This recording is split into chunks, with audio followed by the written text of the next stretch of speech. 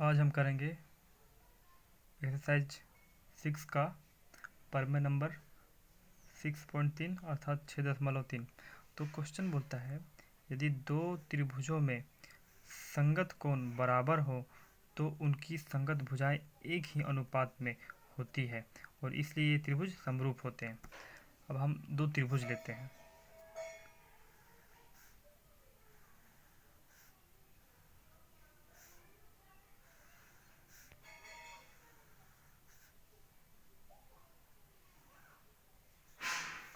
तो दो त्रिभुज लेते हैं, जैसे कि ये हो गया ये बी सी और एक दूसरा त्रिभुज है पी क्यू और आर। अब हम आगे बढ़ते हैं, जैसे कि सबसे पहले लिखते हैं दिया गया है। जो दिया है वो हम पहले लिख लेंगे, जो कि इसमें दिया हुआ है। क्वेश्चन बोल रहा है, इसमें बोल रहा है इसके आधार पर कि कोण ये जो है कोण पी के बराबर है, कोण बी है कोण क्यू के बराबर है और कोण सी है कोण आर के बराबर है। तो इसके आधार पर हम यहाँ लिख लेते हैं। पहले लिखेंगे त्रिभुज ये बी सी और त्रिभुज पी क्यू आर में, है ना। तो इसमें जो है कोण ये बराबर है कोण पी का, कोण बी बराबर है कोण क्यू का और कोण सी बराबर है कोण आर का। और हमको सिद्ध क्या करना है? हमको सिद्ध करना है अब सिद्ध जो करना है हमें वो करना है A B by P Q equal to A C by P R और B C by Q R. अब इसको सिद्ध करना है। अब इसमें हम कुछ रचना करेंगे ताकि हम जो है इस क्वेश्चन को सॉल्व करने में हमें आसानी हो जाए। तो रचना हम करेंगे क्या? इस सिद्ध करने के आधार पर हम ऐसा कुछ रचना करते हैं जो कि हमें आसान हो जाए, क्वेश्चन को बनाने में आसानी हो। तो हम क्या करेंगे कि पी क्यू और पी आर, मतलब पी क्यू के मध्य बिंदु और पी आर के मध्य बिंदु, तो पी क्यू और पी आर के मध्य बिंदु में एक हम लाइन खींचते हैं, एक हम रेखा खींचते हैं। तो इसका नाम रखेंगे ई और एफ। तो रचना हम क्या किए? रचना किए पी क्यू पर ई एक बिंदु और पी आर पर एफ एक बिंदु लिया। इसलिए लिया क्योंकि ये भी जो है वो बराबर हो जाए पी ए की, ये भी जो है मेरा पी के बराबर हो जाए और ये सी जो है वो बराबर हो जाए पी एफ के, ए सी जो है वो बराबर हो जाए मेरा पी एफ के। अब यहाँ पे हम पी एफ लिख देते हैं। उसके बाद अब सिद्ध करते हैं। अब सिद्ध कर रहे हैं। तो इसमें दिया क्या हुआ है? मेरा त्रिभुज है ये बी सी और त्रिभुज पी ई एफ। जो हम नया रचना के आधार पर जो हम नया त्रिभुज का निर्माण किए हैं उस त्रिभुज को हम लिखेंगे, कि ये क्या है पी ई एफ और ये बी सी। हम इसका रचना इसलिए किए क्योंकि ये दोनों समान हो जाए। अब हम आगे बताते हैं इसका क्या लाभ है। अब इसमें बोल रहा है कि ये बी बराबर पी, ये भी जो है मेरा वो ये भी बराबर है पी के रचना के आधार पर, रचना से। उसके बाद है कोण ये बराबर कोण पी, ये भी है मेरा कोण ये कोण पी, ये दिया हुआ है मेरा, ये दिया था कोण ये बराबर कोण पी। ये कोण ये बराबर कोण पी जो है मेरा दिया हुआ है पहले से ही, कोण ये बराबर कोण पी, ये हम जानते हैं। उसके बाद ये सी बराबर पी एफ, ये भी है, ये रहा ये सी बराबर पी एफ, मतलब ये है मेरा रचना के आधार पर है, रचना से। उसके बाद हम क्या करते हैं, उसके बाद हम आगे चलते हैं। अब हम लिखते हैं, अब यहाँ पे मेरा ये दोनों त्रिभुज, जैसे कि त्रिभुज ये बी सी, त्रिभुज ये बी सी और त्रिभुज पी ई एफ, इन दोनों त्रिभुज में हमें सर्वांग समता नजर आ रही है। तो किस आधार पर, ये साइड एंगल साइड है ना, साइड एंगल साइड, और यहाँ भी है साइड एंगल साइड, अर्थात साइड एंगल साइड, मतलब एस ये एस ये एस से सर्वांग समता नियम से त्रिभुज ये बी सी सर्वांगसम है त्रिभुज पी ई एफ जो नया त्रिभुज बना है।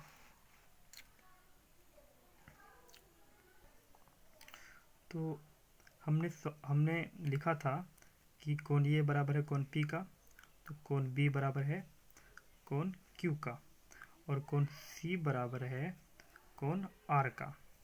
तो इस हिसाब से यहाँ पे जो है ये मेरा जो कोण क्यू है वो यहाँ पे कोण ई के बराबर हो जाएगा, और ये जो कोण एफ है वो कोण आर के बराबर हो जाएगा। क्योंकि जो हमारे कोण होते हैं, जो हमारे एकांतर कोण होते हैं, जो एकांतर कोण होते हैं वो बिल्कुल बराबर होते हैं, क्योंकि ये हमारे एकांतर कोण हो गए, ये हमारे एकांतर कोण हो गए। तो ये कोण इस कोण से बराबर होगा, तो मतलब ये x होगा तो ये भी x होगा, क्योंकि एकांतर कोण जो होते हैं वो बराबर होते हैं, और जब एकांतर कोण बराबर होते हैं तो उसके जो समांतर रेखाएं होती है ये भी बराबर होती है, मतलब ये भी इक्वल टू एक्स वाई मान लेते हैं, या तो कुछ पी क्यू मान लेते हैं। तो ये भी इक्वल टू पी क्यू, ये जो रेखा है ये बराबर हो सकती है, ठीक ना। तो इस हिसाब से हम यह कह सकते हैं कि ये कोण Q है कोण E के बराबर है, और कोण R है कोण F के बराबर है। तो उसके बाद हम जो है आगे हम यहाँ लिखेंगे कोण B बराबर कोण E किसके आधार पर, CP के आधार पर, CP/CT के आधार पर। उसके बाद जो है ये मेरा कोण B जो है कोण E के बराबर है, और कोण B कोण E के बराबर है। उसके बाद इस हिसाब से कोण C जो मेरा रहेगा वो कोण C हो जाएगा कोण F के बराबर, कोण F के बराबर किसके आधार पर, CP/CT के आधार पर।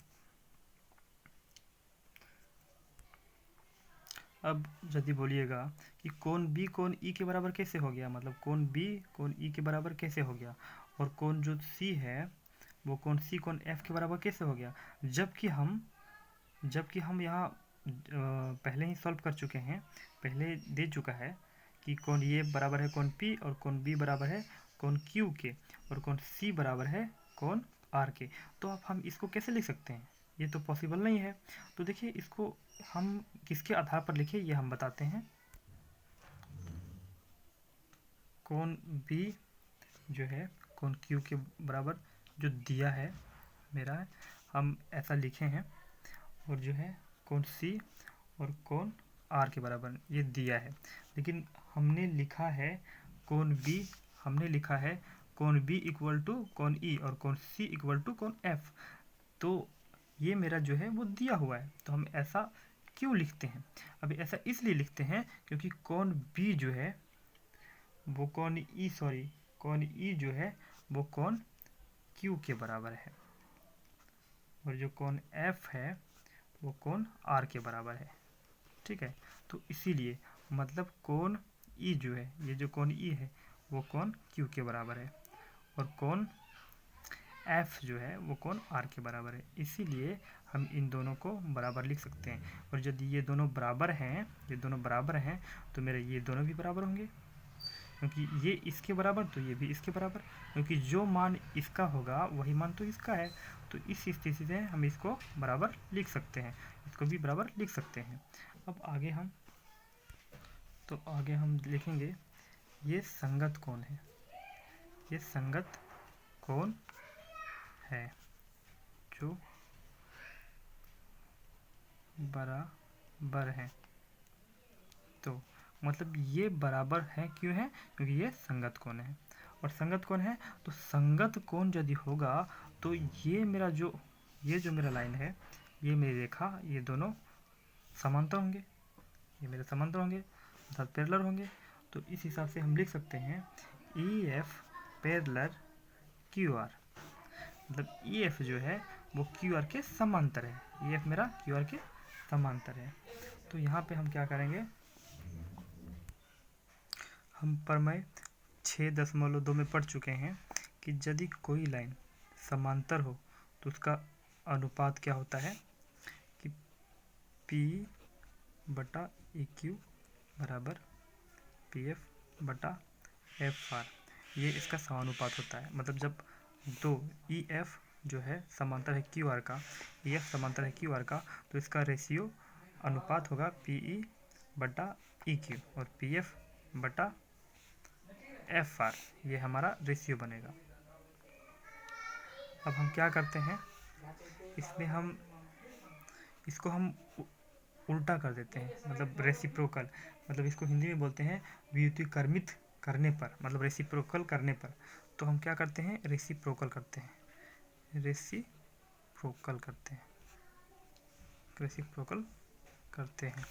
अब रेसिप्रोकल मतलब EQ ऊपर आ जाएगा और नीचे P आ जाएगा बराबर, ये FR ऊपर आ जाएगा, नीचे PF आ जाएगा। अब दोनों तरफ एक जोड़ने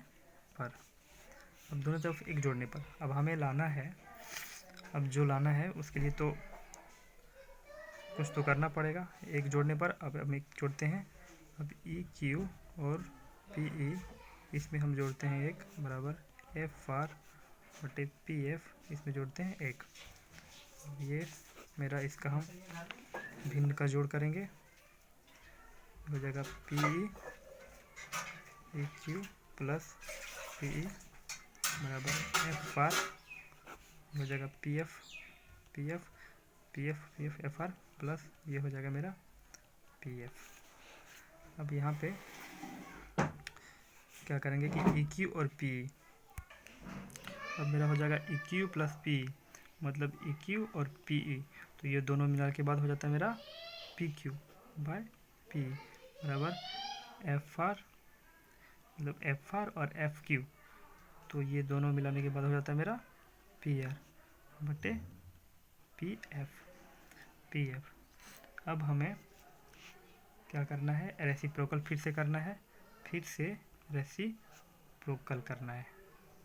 तो रेसिप्रोकल करना है, मतलब P ऊपर जाएगा, PQ नीचे आ जाएगा, PR जो है वो PF ऊपर चला जाएगा, PR नीचे आ जाएगा। अब हम क्या करेंगे कि हमें सिद्ध क्या करना था, अब यहाँ पे हम क्या करेंगे कि PE को ये भी लिखेंगे, उसके बाद ये PQ ही रहेगा, और PF को AC लिखेंगे, और उसके बाद जो है मेरा BC जो है वो EF के अनुपात में आ जाएगा, तो BC जो है वो EF के अनुपात में आ जाएगा। अर्थात ये हम लिख सकते हैं, ये B, PQ, ये C और PR, ये जो है मेरा आ गया, EF को हम QR लिख सकते हैं, मतलब BC/QR, ये मेरा जो है वो प्रूव हो गया।